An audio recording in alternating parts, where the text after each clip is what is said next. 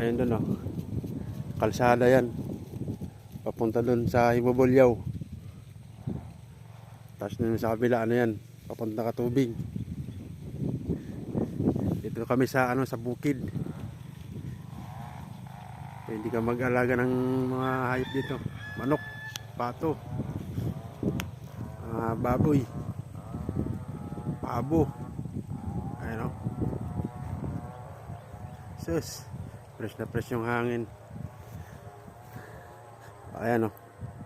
May mga kangkong, palay.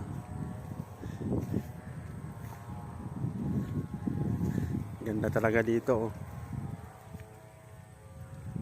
Ayan, may mga saging, may mga kakao, mga gulay. So ayan, pwede ka dito mamasaheros, mga habal-habal. Bibihira lang dito yung ano dumadaan na ano, 4 wheels, wala dito puro motor.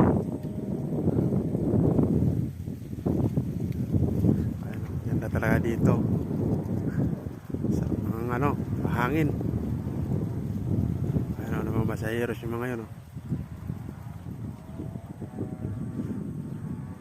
Dahil mga nyugan.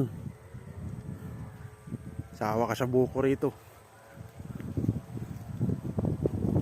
Ganda talaga dito.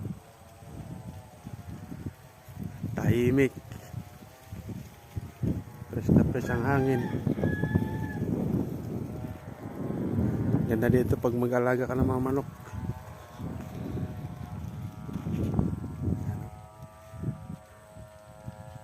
Ano, mga gulay-gulay dami oh.